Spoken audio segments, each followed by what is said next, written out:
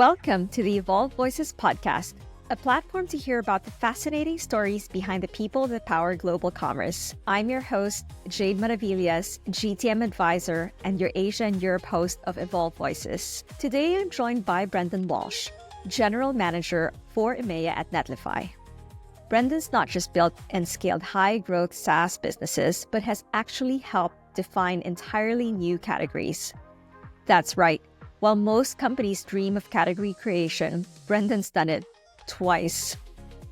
At Zuora, he helped pioneer the subscription economy, taking the company from 13 million to 250 million ARR and through a successful IPO.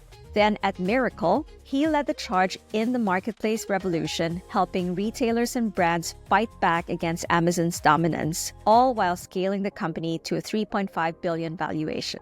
But beyond category creation, Brendan has mastered the art of building high-performing teams across Europe, navigating different markets, cultures, and buying behaviors to drive real results. In this conversation, we break down what it takes to win in Europe, the power of storytelling in sales, and how businesses can stay ahead in a rapidly evolving digital world. Plus, we dig into AI, the future of digital commerce, and why the best strategies are often the simplest ones. Hope you enjoy listening to this as much as I did recording it. For now, here's Brendan Walsh. So Brendan, tell me how you got to where you are today and who Brendan Walsh is, because that would probably be an interesting story altogether. Yeah, no, thank you, Jade. And it's still a question I ask myself every morning. But I guess some of the highlights are, so born and raised in Ireland, standard Irish kind of childhood, but professionally over the last 25 years, I've been involved in primarily the tech industry. And I think whenever I describe it to people, I kind of divide my career into two parts, right? There's the kind of pre and post SaaS world. So from Ireland after college, worked in weirdly always subscription related businesses, mix of Microsoft outsourced resellers. Then I went into some smaller kind of IT providers who did a little bit of hardware, software and maintenance type contracts. So a really good schooling in just the world of technology and how businesses operate, essentially. I was very lucky to have some really inspirational leaders. And I guess from 2012 onwards, after a couple of years in Oracle, which was a big red beast, very different to everything that I'd done up to that point. But I did realize after 2 years in Oracle that I really wanted to get into the startup world, right? I'd heard about this advent of software as a service and that it was very much the future of tech. So I guess, yeah, things get really interesting from 2012 onwards. What were you doing at Oracle, by the way? So Oracle, at the time, Oracle is primarily a database company, right? That's what they're known for. That's what their strength is. But at that time, they were branching out into applications and they'd built a pretty considerable division, right, through the US and then expanded into Europe. I came in as pretty junior sales guy in the CRM team. So they were launching a very Salesforce-esque application called CRM On Demand. And there was some companies around at that time, like Right Now, ATG, that Oracle had acquired to really develop that. I think they call it a fusion program at the time to develop their application strategy. So they were acquiring some interesting companies and then merging them into this applications team. So you could see the proliferation of that sales organization during my couple of years there. But again, very lucky, some very, very strong leaders in Oracle, really great company. But actually the training in there was remarkable. I felt that it was I always kind of describe it as similar to like the Manchester United Football Academy, right, for tech, where just the level of training, and actually some of the trainers in Oracle I still keep in contact with today, 15 years later. So yeah, really good educational program. What I was missing in Oracle, it felt like some of the hand-to-hand combat, right, in those direct customer-facing meetings. Like I felt 70-80% of your calendar was occupied with internal meetings or partner meetings. And I was just missing that direct customer engagement, which I felt through the SaaS model would be much more prevalent. So yeah, I began to look beyond Ireland and over towards London. And how did you come across Zuora then? So I was introduced to Zora via a friend who had already made that move from Ireland to London. A very interesting company, Zora. For anyone who doesn't know them, they kind of coined the term the subscription economy. They were essentially a subscription management platform, and their goal was to take all of the complexity out of operations and finance teams for software companies or companies with a subscription business model. And the complexity of that model is, one-time charges, recurring charges, overage charges, and streamlining all of that to a finance team and produce some forward-looking metrics. So it felt like a modern-day ERP. But I was introduced to a very inspirational sales leader. I better say that because I'm still working with him today. I felt at the time that he really took a chance on me. So it felt like a really good break back in 2012. Coming from big Oracle, then going into something like a Zuora back then. First of all, what year was that? And second, how small was Zuora then? Yeah, so it was 2012 when I moved over, summer 2012. And I remember Zuora didn't actually have an office at that time outside of San Francisco. So they had tried a couple of salespeople here and there. Wasn't really working out for reasons. I think of it was probably a little bit early, right? It was probably a bit of a timing thing, but I think there was also a bit of application too, right? In terms of the, let's say, enablement piece, right? People really hadn't figured out the remote working, how to enable remote sales teams, particularly ones that don't have an office yet or an office with leadership, etc. So for me, because I had placed that bet in moving over from Dublin to London, I was all in from day one. Like, this thing had to work. So I felt at the time it was a really great opportunity. Went over to San Francisco to do the usual onboarding and really tried to pick up as much as I could over there. Also establish good relationships where I could keep a high level of connectivity being back in London. Given that I knew I was going to be back in London without leadership, etc., selling what was at the time a very, very complex product. Were you the first hire in the UK, in London? No, I wasn't the first hire. I joined a team of 2 or 3 other AEs. Some were senior. I'd come in as a junior AE. I think we were like commercial and enterprise. I come in as commercial. So yeah, it was. I knew that they had a couple of failures to launch. A couple of years, like in the couple of years before that. But I kind of looked at the vision, looked at the mission of the organization. I thought, okay, yeah, it's a little bit futuristic, but actually felt that's the way the world was going. So I felt that would be pretty complex, but that it was a pretty good bet too. And at that time, were there any other subscription management platforms out there? There were actually, and that really surprises me today because at the time we had a competitor who was 3 times bigger than us, right? And if you think about subscription business models, I mean, like, subscription businesses had been around for hundreds of years, right? Like, telcos were subscription businesses. So building a telco billing model or billing platform didn't feel like such a stretch. But actually, there's a lot more to it than just the product, right? This was something that I learned very, very quickly in my first 6 months in Zora, where we had a competitor who was probably 3 times bigger than us at that time, and they were coming up in all of our deals also. So we had to find a way to win while also kind of maintaining all of our healthy growth metrics and everything else. So yeah, it was a pretty shallow pool to play in, but also a pretty competitive landscape, which made the deals that little bit more ferocious at the time. And I think this is probably where the power of storytelling comes into play, because as I know, but maybe also because I've been in the industry for a long time and I partnered with Zuora, I also think that maybe a lot of people know about it because it's just been viral since, I guess, for the last decade or so. That famed pitch deck, like the greatest pitch deck of all time. Yeah, there was I think it was around 2015, 2016. Andy Raskin wrote some sort of blog on the greatest sales deck ever written, and that was that came out of the Zora marketing machine. But actually, many years later, I was interviewing, and somebody had asked me the question in an interview process with a venture capitalist. They asked me, like, what was the difference between Zora and their competitor at that time? Because this investor had invested in the competitor.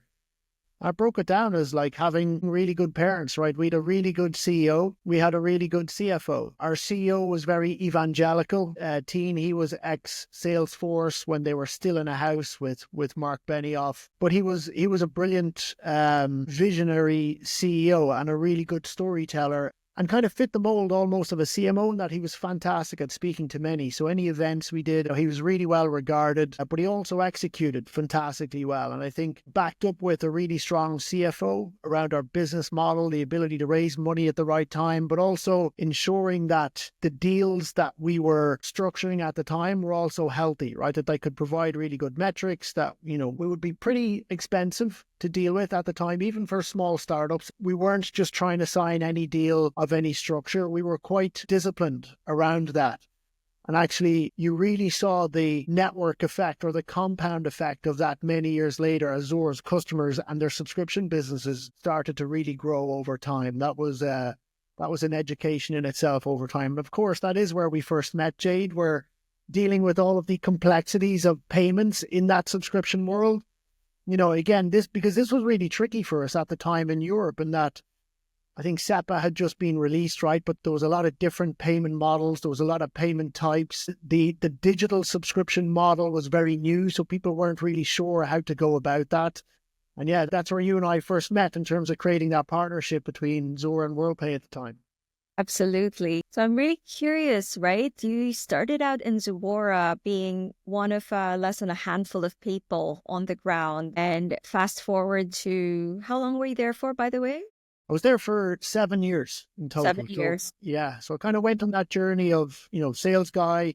When we set up our first office, pretty competitive sales environment in there, right? But it was a top rep, and then they tried a couple of managers. Then I was promoted into that manager role, right? It was probably too early for me the first couple of years, which, I probably could have handled a little bit better at the time. But you're competitive and you feel that, when you build something from the ground up, that you kind of earn that right. But I think that with now the benefit of hindsight and with experience, I can completely understand those decision-making processes. But I did go on to then manage a team and then become a manager of managers and then a VP of EMEA role. And we went through a very successful IPO in the New York Stock Exchange, and we started acquiring companies and merging those companies into Zuora. So over that 7-year period, it was a real MBA in software as a service, right? And then obviously dealing with the types of clients we were dealing with and watching their kind of businesses launch or pivot or evolve and grow. It was a really fascinating time to be in that company. First of all, fantastic. Like I saw the growth from the sidelines and it was tremendous watching it. Let me give a background. So I was dealing with digital content companies when I first started at WorldPay. And then I moved into the retail space. And that's kind of at the juncture of where we met as I was transitioning from business development to partner management.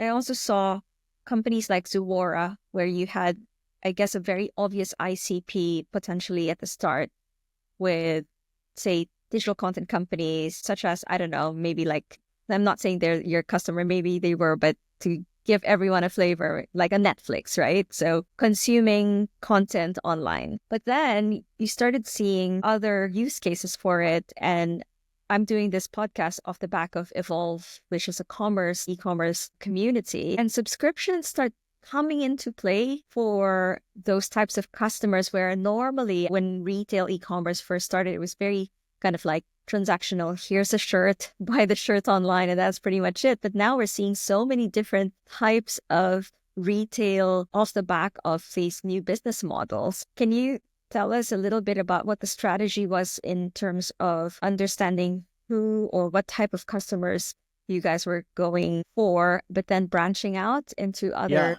types of customers? Yeah, sure. And it's funny because when I hear you kind of tell that story, Jade, I'm actually visualizing how these businesses really transform themselves over time. And, I think for us in Zuora, when I go back to the early days, RICP, if you look at it from a US perspective, was like these hyper-growth SaaS companies. So you got to go right back to, Box.com, Marketo, DocuSign, Zendesk, right? All of these companies were like being born and were growing really fast, using the kind of Salesforce template and business model and going through the same kind of trajectory.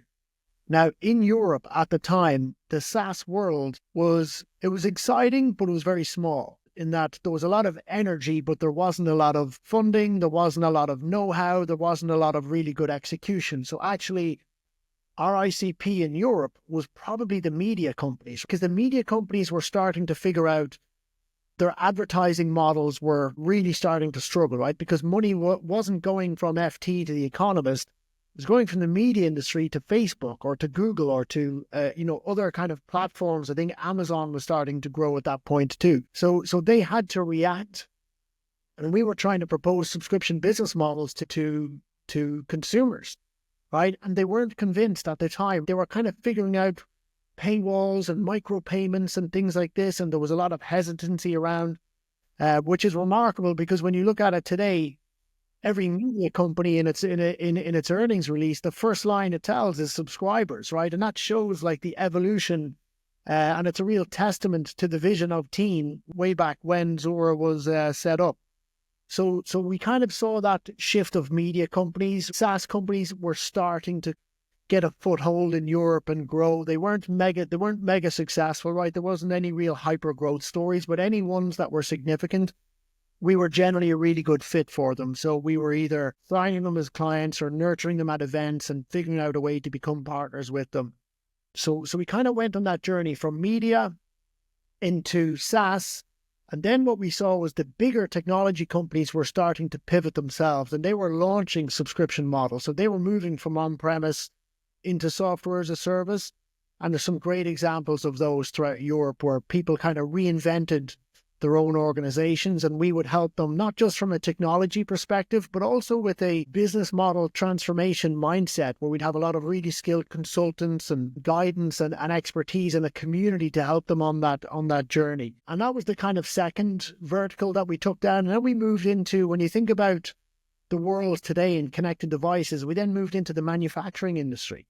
Right. And at that time, you saw them starting to connect devices and then think about billing those devices and connectivity and billing versus on consumption-based charges, etc. And what it did was it really encapsulated Teen's vision around monetizing relationships rather than products. And I think then you move into the retail sector, right, where you see the retail sector then started doing loyalty and membership programs, right? And that's where you really see that kind of convergence of the subscription economy and the e-commerce world with a much more digital mindset and digital and client digital footprint in mind. That's where you start to see these business models really complement each other. Yeah, and nowadays you take it for granted, right? So 10 years ago, when this was still all new to us, you wouldn't think that a retailer would be doing subscriptions. But now you have things like beauty boxes, or you have all these D2C or e-commerce brands that are coming up with things that can apply the SaaS ARR or MRR into their business to just have that, that flywheel and that recurring revenue come in. Yeah. I remember when HelloFresh were launched, right? You're like, what? Groceries via subscriptions? And then we thought, okay, well, our addressable market at that stage now was like unlimited, right? And I think those types of startups and initiatives really got the mavericks in the retail industry thinking about, okay, how can I affect change? How can I affect the business model of this organization? And how can we keep up with the level of innovation that's happening across the industry? Because when you look at, and I'll get into marketplaces shortly, when you look at what Amazon did, I mean, Amazon came in and completely, ripped apart the retail industry in the UK, right? They came in, they had breakfast, lunch and dinner, and nobody really kind of reacted to that. And I feel that with kind of subscriptions and the subscription business model, it's such a no-brainer, having seen it across such a major portfolio of clients and seeing people execute it really well, and the kind of win-win scenario it creates for customers as well as the publishers or providers or retailers, whoever's offering that. When it's done really well, it certainly feels that it has that win-win effect.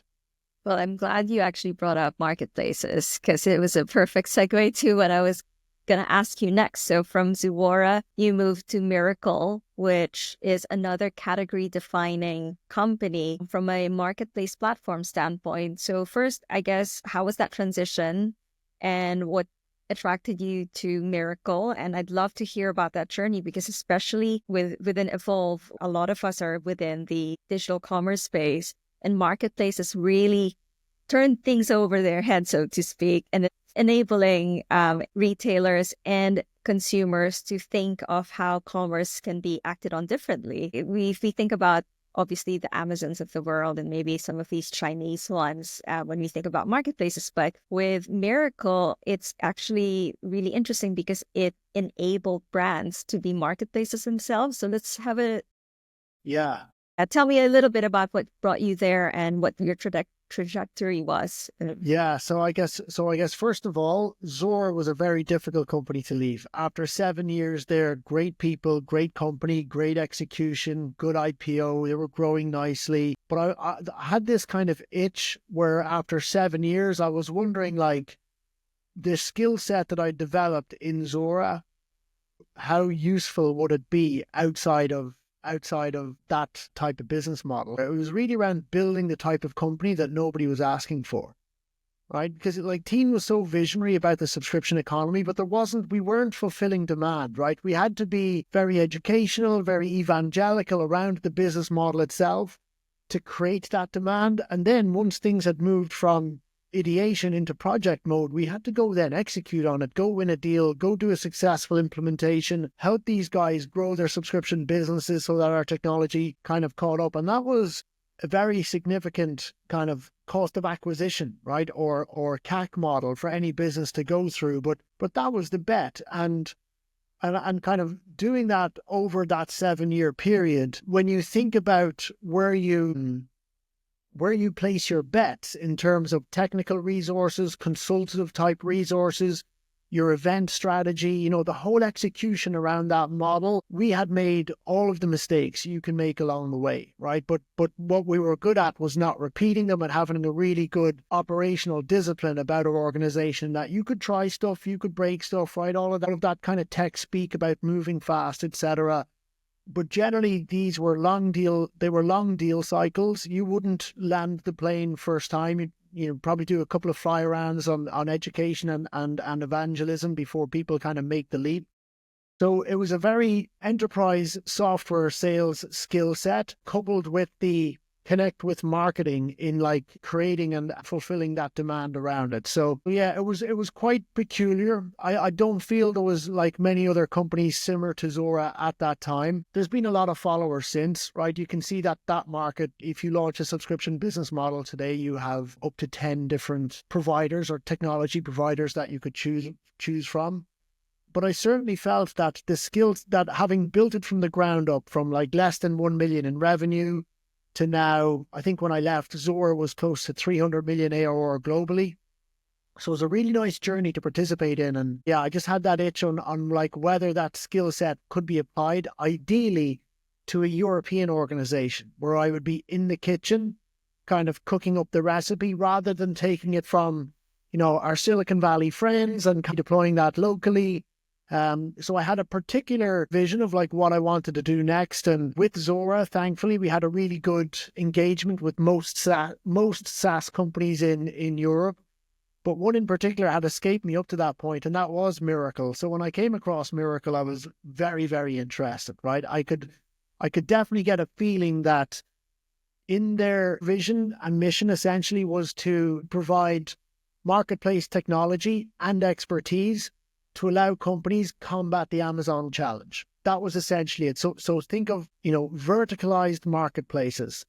And so they had grown a brilliant company in France. They had really, really smart founders, a really strong technical founder and in Philippe, and a really great kind of marketing and revenue-based founder in Adrian, who was over in the US at the time. But a French company, so culturally very, very different to the Zuora, Silicon Valley, San Francisco experience. But actually what they had done in France up to that time was exceptional in that I think they had 23 of the top 25 French retailers all on board as Miracle Marketplace customers. And I thought, wow, it's such a no-brainer, because when you think of how Amazon make money, they don't actually build anything, right? They have a platform, they connect buyers to sellers, they make a margin in between, and they grow, right? And they grow incredibly fast, and it's all about execution. So I felt that nobody had really responded to that business challenge, and Miracle had the golden ticket to allow people to finally do something very significant to react to that. So I thought the same kind of concept of business model transformation could apply here. But of course, this was my first step into the e-commerce world. Were there any learnings that you got from Zuora in terms of growing a team, defining a category, expanding into Europe that you were able to apply into your role in Miracle? I literally took the Zuora playbook and implemented it letter by letter into Miracle. Some of the differences maybe where Miracle were a lot leaner in terms of how we grew. So we always kept our CAC model at like 1 or below. We weren't as free spending as a Silicon Valley organization. And that's maybe due to a strong French hierarchical style of management. But actually it worked really, really well. It meant that you had to dig a little bit deeper to find great talent and nurture and grow that talent, rather than maybe hiring in your ex-SAP or Salesforce or LinkedIn kind of salespeople. So that was something that was a really big difference between both organizations, I would say. But if you look at how the world has evolved today from, certainly the tech world on a real focus on profitability compared to growth, Miracle always had a really healthy approach to that side of the business. And yeah, it was really well managed on that front. But all of the other kind of playbooks around marketing, event strategies, creating a consultative arm that would really allow people to not just buy the technology, but we'd really coach them on how to implement, how to grow, how to scale over time, and stay really attached to the client on that journey, so that we could really, really encourage them to grow that marketplace business over time. That was something very similar to Zuora's approach to the subscription economy. And then building a really good community around the organization with a very direct sales model, right? That yes, we did want partners, we wanted to be a good partner, but we felt that our messaging was so visionary and so advanced that we could only do this ourselves, right? That we would have to get the business to a size where we could create momentum, and then partners would follow, and then they would engage us, and then they would help us for subsequent phases of growth, etc. So that was, a very, very similar strategy between both organizations. But with Miracle, I felt, having learned from the Zuora experience, that I knew where the bodies were buried in that model, right? So we could quickly pivot if things weren't going according to plan, or if things were going really well, we could double down on those investments. You mentioned a little bit about, hiring people. So you said that it was a completely different strategy from tapping into your big marquee name companies, right? So what would your strategy be for building a team of high performers? Because I know that you have done this repeatedly and you're still continuing to do so with, I guess, not having the same amount of Silicon Valley budgets that you would have here in Europe. Yeah, I guess. So generally when I hire, there's 4 pillars that I think about. So intelligence, drive, character, and experience. Experience was the one we were least concerned about because this was new. People hadn't sold or launched marketplaces before. So we really kind of doubled down on, intellect. Could they make the complex sound simple? Drive, right? How do they react to times of adversity in their lives, etc.? What is their ambition? Where do they want to go? And just character, right? Do they have what it takes to be successful and to get through some of the more painful times of growth for an early stage startup company? So we'd have a really robust interview process involving all of my management team. So SE manager, field marketing manager, customer success manager. And we would have almost like hiring by committee on that front. We also built a really good sales enablement team and a RevOps team, and downstream from that built a really healthy onboarding process. We would do very strict 30, 60, 90-day reviews to make sure that people were on track. So we're investing in their success. And obviously if people are on track or if they're ahead of track, that would be fantastic. But if not, we'd also move pretty fast on those decisions, right? And we would be pretty decisive in terms of, okay, if this person has done a stronger interview than they can actually execute in seat, we've got to kind of listen to what the data is telling us and just be very decisive in those decision-making processes. If you had a limited amount of budget to spend on building these teams, what's the leanest that you can build a team that can see yourself to success looking after a region like Europe, for instance? Yeah, so I think Europe is particularly complex in that you have the essence of language and culture. But I think otherwise, above that, you've got to build a single template for the organization. I think when you speak internally, the language, the terminology, everything should be the same, whether you're in an office in Paris or London and Munich. So I think that's something that we did really, really well in Miracle.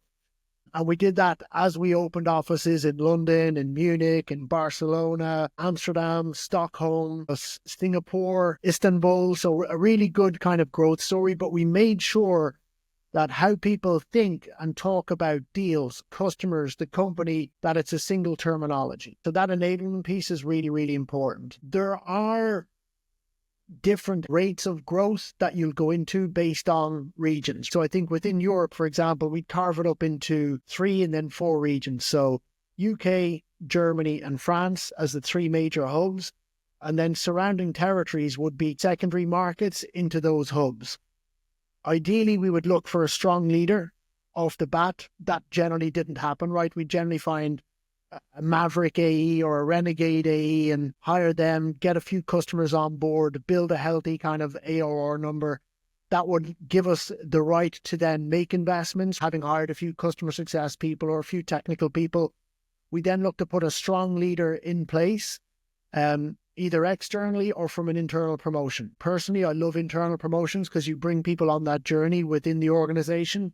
That's always a preference, but you would give external talent a really good opportunity to impress and to wow. And if you felt that they could take the organization further forward than maybe the current internal talent, you'd make that decision too. But hopefully you'd be able to articulate it to the right people that these are the right local leaders to bring those successful AEs on the next leg of the journey. So there's complexities around the language and culture and kind of balancing that with maintaining a singular terminology and making sure that there's also a level of understanding in the business that, look, how Germans buy can be different to how people buy in France, can be slightly different to how people buy in UK, can be different to a much more consensus-based decision-making process in the Nordics, for example. And that even the gears and the speed through which people purchase can be different. So having a level of understanding of that while also maintaining that singular terminology can be difficult at times, but I think once it's well articulated and planned for, then it becomes normal, right? To founders who also want to move 100 miles an hour and sometimes are a little bit impatient with how things get done in other countries or other cultures. So it's always a balancing act. But I think a good, frequent, healthy, transparent communication culture is vital to an organization that's growing at that kind of click rate.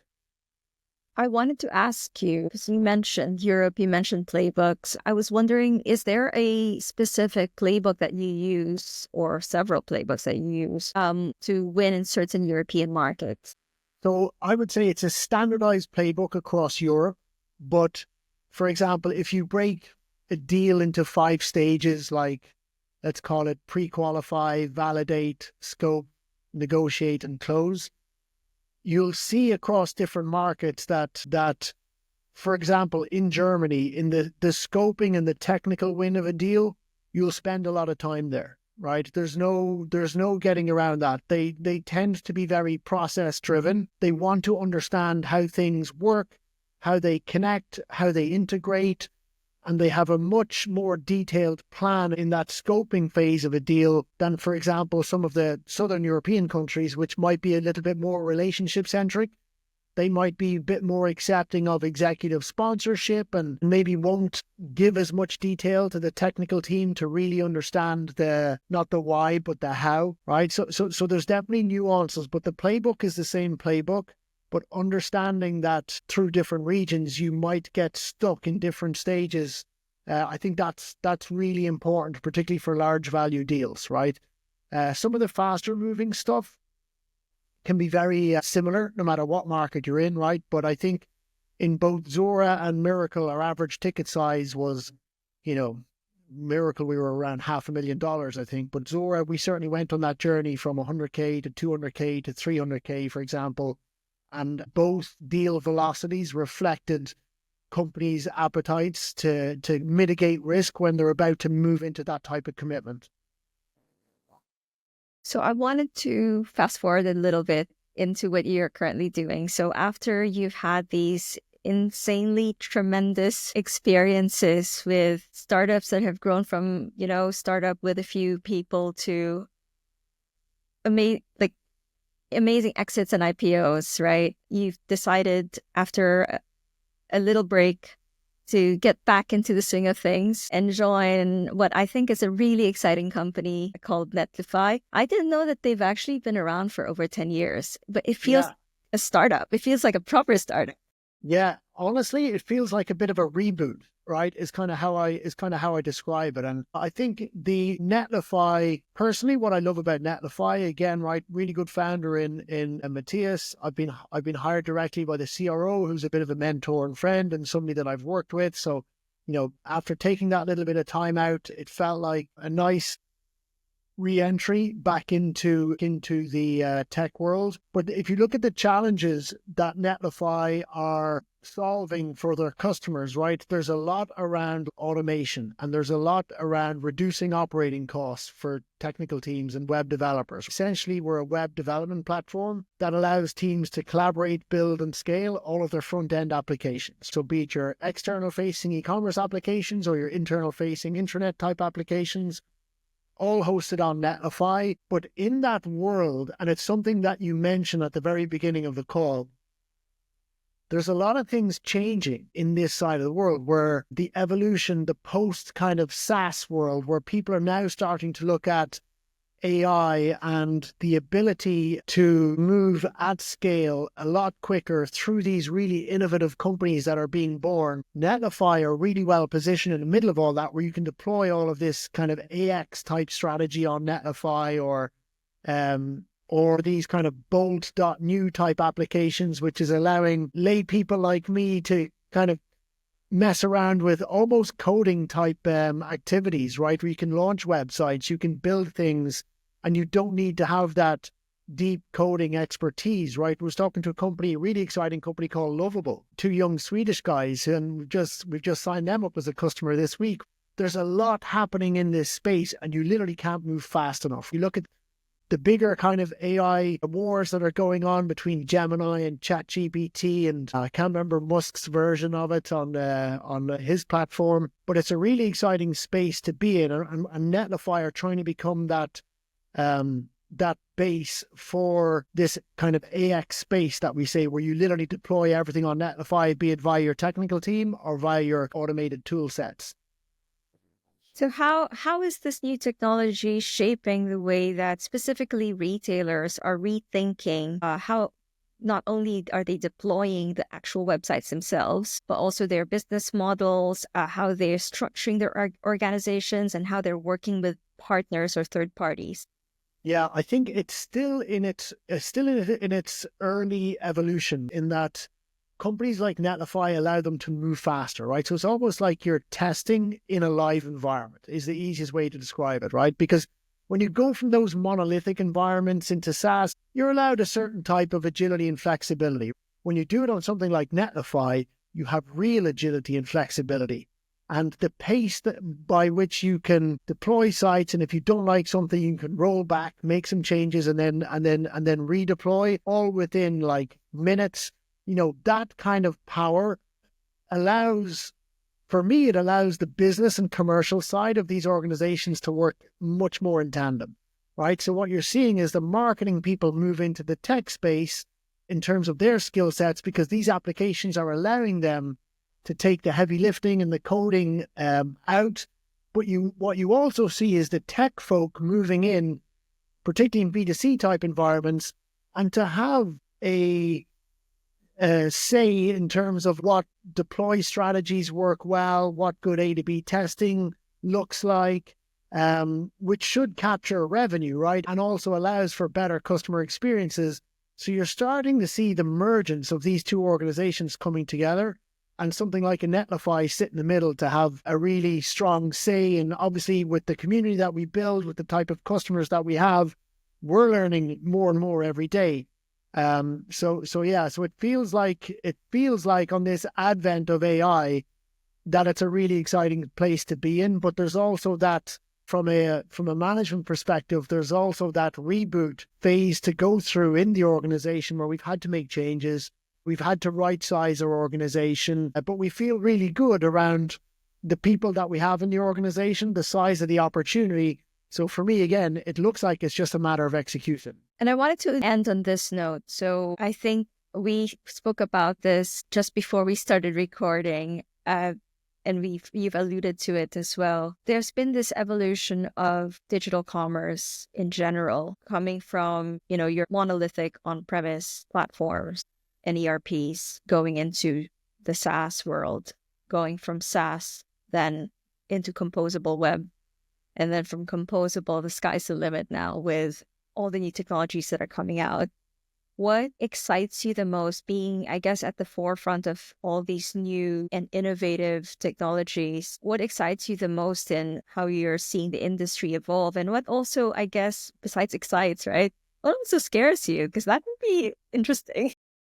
Yeah, I think if you think of a company like Oracle and their footprint, or the SAPs of this world and their footprint, and the ability and the suite of products that those kind of companies can offer clients, is pretty compelling, right? However, there is also that sense that in terms of the ability to respond to the divinely discontented customer, you've got to be able to move at the speed of light. And I think that's the opportunity for exciting companies like Netlify and people within our ecosystem and the headless or / composable space. It's also the challenge, right, in that it's a multi-party event. And when you think about the challenges of partnerships and the challenge of ecosystems, having everybody operate at the same speed with the same intent, I'll be honest, you don't always see that.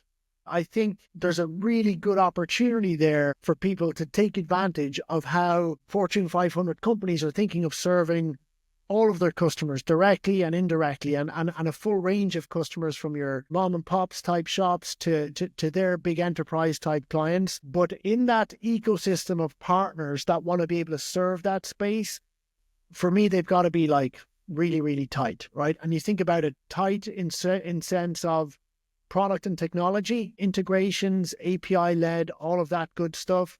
But then also in the contractual side of things and how you enable these companies to onboard into this kind of multi-party type architecture, not just the publishers, but also the SIs. So actually, I feel there's a really good opportunity for the SI community to step in there and to actually take hold of all of this and give that single throat to choke approach to big clients. And I think that's something that hasn't really been picked up on yet. It's not unusual to what I saw on Zora and to what I saw on Miracle, right? You generally earn the right, and then those guys come and they see the opportunity, and there's a couple of landmark clients who'll be able to kind of tell this story and publicize it on their behalf. But I certainly feel that's the direction that we're moving in. Personally, I'd like people to move faster, but I can be a little bit impatient like that. But that's certainly the opportunity and the challenge in that ecosystem. And I like how you touched on SIs there, just because I've had a lot of conversations lately about what is the future of this business model, right? Because you have huge reliance on agencies, SIs, consultancies previously, because first, all these, I guess, huge monolithic and then going into SaaS platforms had a huge reliance on license sales and actually deploying it. But now that things are feeling a lot more like the technology's evolved so much that self-serve or headless or composable or whatever you want to call it, no code has made, and AI obviously has made it a lot easier for companies to say bring in-house experts to actually deploy it on their own. There's been a question from everyone from the big agencies down to small boutique agencies. What is the role of the SI in this day and age? But I like that you touched on it, that actually there is still a role to be played because technology has evolved so much and there's so many different really cool things that you can integrate. There is a space for them still. Yeah, for sure. And you certainly feel that their business model is being disrupted right now, right?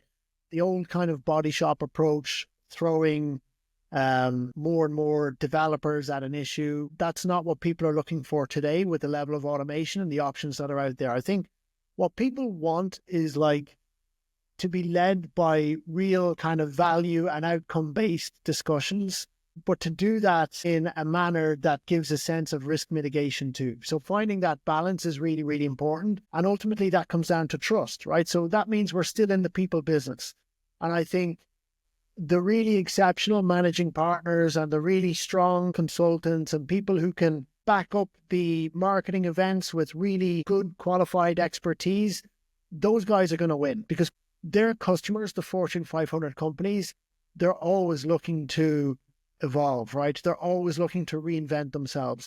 The customer landscape keeps changing really, really fast. It is so hard to keep up.